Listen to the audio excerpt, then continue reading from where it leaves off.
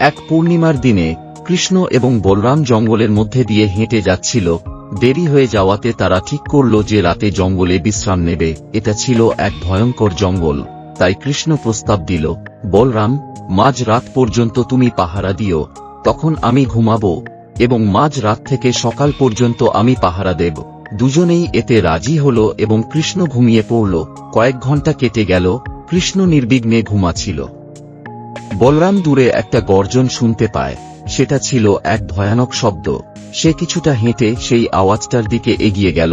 এবার সে দেখল যে একটা বিশাল আকারের দানব তার দিকে আসছে। দানবটা আবার গর্জন করল। বলরাম সাংঘাতিক ভয় পেয়ে গেল। সে ভয়তে কাঁপতে লাগল। যতবার সে ভয় পেল, দানবটা আকারে দ্বিগুণ হয়ে গেল। দানবটা ক্রমশ বড় হতে লাগল। এখন দানবটা বলরামের খুব কাছে দাঁড়িয়ে আছে। সেটা আবার গর্জন করল। দানবের শব্দে, আকারে এবং দুর্গন্ধে আতঙ্কিত হয়ে বলরাম, কৃষ্ণ, কৃষ্ণ বলে চেঁচিয়ে উঠল এবং অজ্ঞান হয়ে মাটিতে পড়ে গেল। ডাক শুনে কৃষ্ণ উঠে পড়ে ওই শব্দটাকে অনুসরণ করে, এবং এই ভেবে যে বলরাম হয়তো ঘুমোচ্ছে, কৃষ্ণ নিজের মনে ভাবে, এবার হয়তো আমার পালা, এবং আগে পিছে হাঁটতে শুরু করে। ধীরে ধীরে কৃষ্ণ বুঝতে পারে যে দানবটা কাছেই দাঁড়িয়ে আছে। দানবটা কৃষ্ণের দিকে গর্জন করে ওঠে। কি চাও তুমি? কৃষ্ণ ভয় না পেয়ে জিজ্ঞেস করল। দানবটার আকার ছোট হয়ে গেল। তার আকার সংকুচিত হয়ে অর্ধেক হয়ে গেল। তুমি কি করছো এখানে? কৃষ্ণ আবার জিজ্ঞেস করল, এবং দানবটা আবার সংকুচিত হয়ে গেল। কৃষ্ণ তাকে প্রশ্ন করেই গেল, এই আশাতে যে সে কোনো জবাব পাবে, এবং যতবার সে প্রশ্ন করল, দানবটা সংকুচিত হতে থাকল।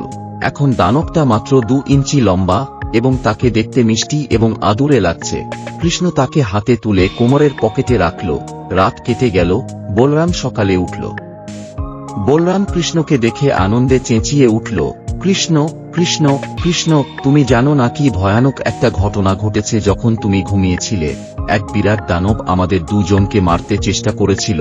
আমি জানি না কি করে আমরা বেঁচে গেলাম। শেষ জিনিস যেটা আমার মনে আছে সেটা হলো আমি অজ্ঞান হয়ে গিয়েছিলাম। গতকাল রাতের ঘটনা মনে করে বলরাম এই কথাগুলো বলল। কৃষ্ণ ছোট আকারের দানবটাকে পকেট থেকে বের করে বলল, এই কি সেই একই দানব? হ্যাঁ, কিন্তু এ তো খুব বড় ছিল। এত সংকুচিত হলো কিভাবে? বলরাম জিজ্ঞেস করল। প্রতিবার আমি একে প্রশ্ন করলাম, এর আকার সংকুচিত হয়ে গেল, অবশেষে এর অবস্থা এই হল। বলরাম ব্যাখ্যা দিল কৃষ্ণকে যে গতকাল যতবার সে ভয় পেয়েছিল, ততবার দানবটা আকারে বড় হয়ে যাচ্ছিল। এরপর কৃষ্ণ বলল, প্রতিবার আমরা ভয় পাই, আমাদের ভয়গুলো বড় হয়ে যায়, কিন্তু প্রতিবার আমরা সেগুলোর সম্মুখীন হই এবং সেগুলোকে প্রশ্ন করি, সেগুলো ছোট এবং আরও ছোট হতে থাকে। শিক্ষা: আমরা যখন কিছু নিয়ে ভয় পাই, আমরা সেটা সম্মুখীন করার কথা এড়িয়ে যাই, অথবা আমাদের ভয়টাকে বড় এবং অনেক বড় হতে দিই। আমরা যখন সাহসের সাথে কোনো পরিস্থিতির সম্মুখীন করি, আমরা সেই বিষয়টা অথবা ভয়টা সম্বোধন করতে পারি এবং সেটার একটা সমাধান করতে পারি।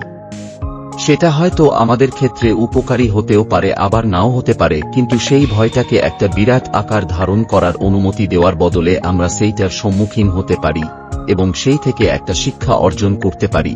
একজন তখনই এগিয়ে যেতে পারে যখন তারা সেই পরিস্থিতিকে সামাল দিতে পারে। সেটা এড়িয়ে যাওয়া আমাদের উন্নতির পথে বাধা হয়ে দাঁড়াবে। বন্ধুরা, গল্পটা ভালো লাগলে লাইক ও শেয়ার করবেন ও চ্যানেলটাকে সাবস্ক্রাইব করবেন।